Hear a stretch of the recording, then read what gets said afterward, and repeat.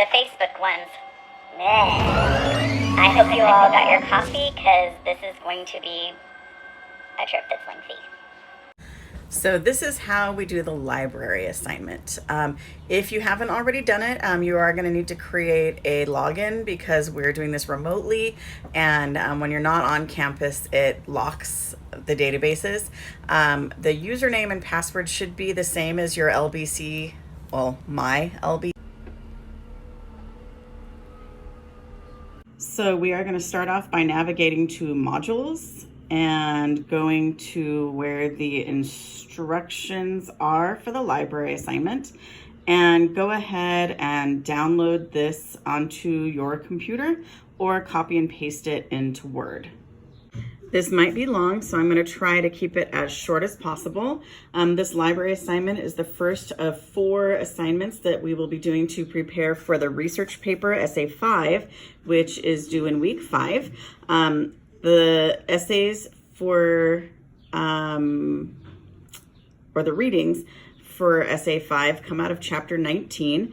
And there are 1, 2, 3, 4, 5, 6, 7, 8 essays. What you're going to do is kind of glance at these and pick 2 that you think you would be most likely to want to respond to on an area of interest for you. The topic generally for Essay 5 is on gender and identity, and you can see from the essays it covers a pretty wide range. Identity issues as simple as workplace equality, as in Anne-Marie Slaughter's Why Women Still Can't Have It All, and Richard Dorman's Why Men Still Can't Have It All, which can also encompass the really interesting essay from Raynard Kington's I'm Gay and African American. As a dad, I still have it easier than working moms. The essay is not really specifically about being a homosexual. It's more about why women can't have it all. And if you're going to take that essay on workplace equality, most people pick 2 of those 3, and some people use all 3. Other issues regarding sexual identity that some students tackle are gender and identity sexually personally, as in Laurie Frankel's essay From He to She in First Grade.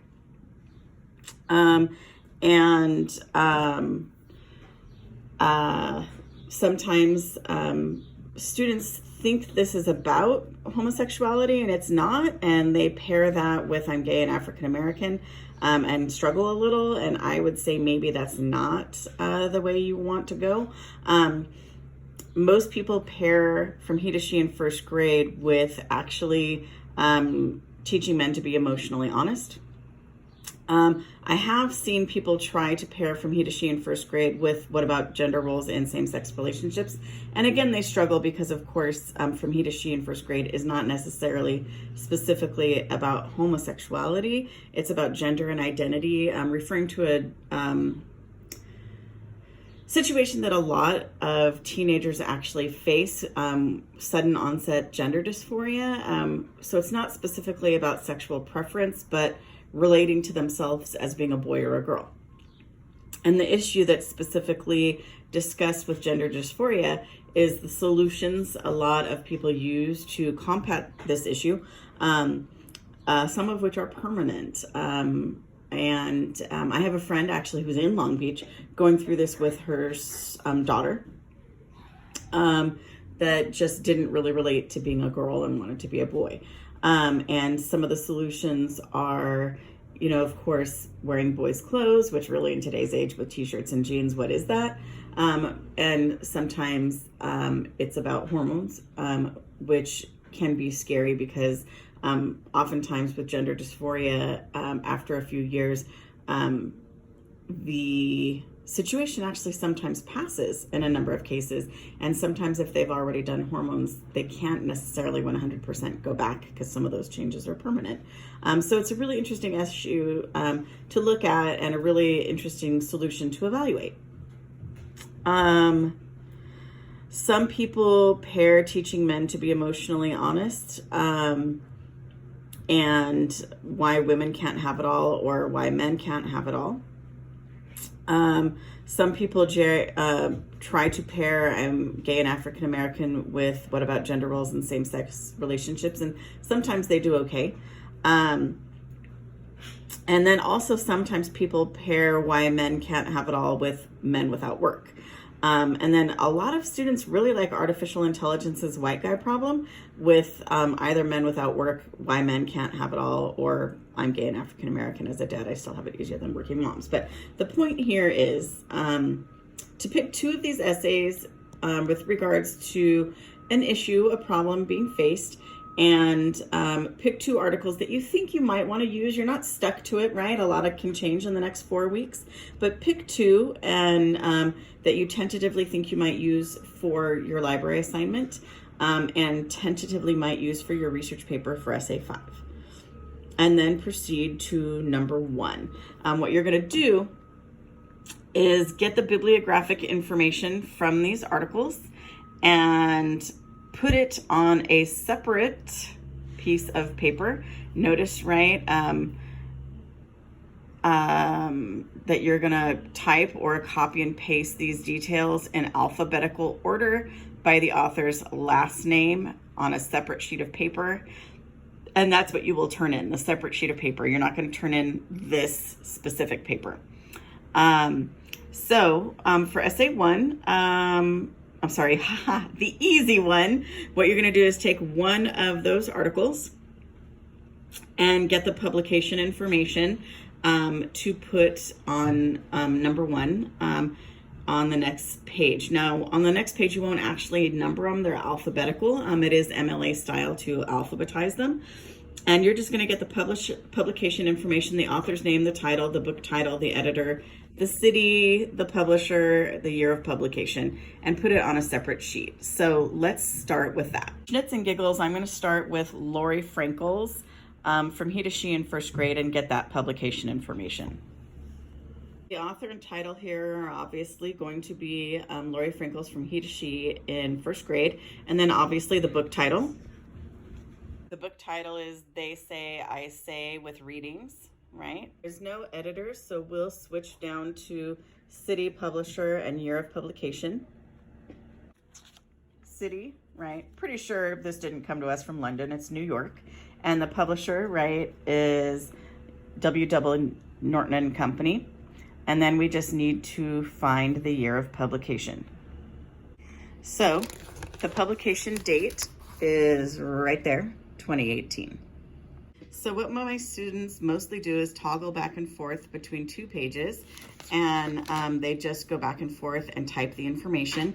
If you have questions about MLA style, it's all in Hacker, so let me show you that. Style is in this book, Rules for Writers, and it is in 56B, page 429. And you can see examples for the works cited in this section where you gather as much information you can. And then it gives you visual examples, right? Single author, or in the case of They Say, I Say, multiple authors, how to document it and what it looks like. Now we are looking at an article within the book. So we'll be putting the author of the article's name, last name, first name, and then the title of the article, and then the book information for They Say, I Say. On page 430, they give a really good example, right? The author, the article, the book title, and then the publication information. So you can see we have our publication information, last name Frankel, comma, Lori, period. In quotes, From He to She in First Grade, ending with a period and close quotes.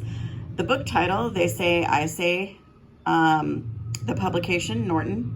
MLA likes to keep it simple. The year, 2018, and then the pages 583 to 588. A few really quick pieces of information as far as editing. You do want all of your submissions to be Times New Roman, and you do all want them to be 12-point fonts. If you don't know how to italicize, because I do get a lot of students who do not have word processing skills, the publication information should always be italicized, and you do that by selecting the text, and this little big bad boy right there is for italics. Or if you're lazy like me, you can use hotkeys, which in this case is Control and I. Control and I. Okay, and then we will go to our next source. Do remember you want to keep this alphabetical. Also, a couple of other little things.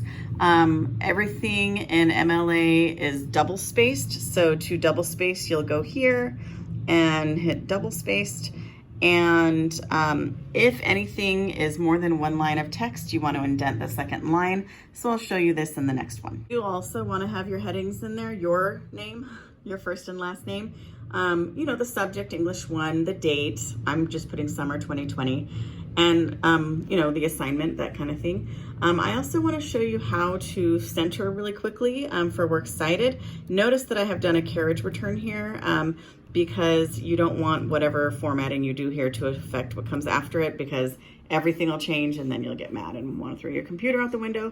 To center, you don't hit the space bar, you don't hit the tab key, you do this big bad boy right there, which is also Control E. It's not Control C. Control C is for copy.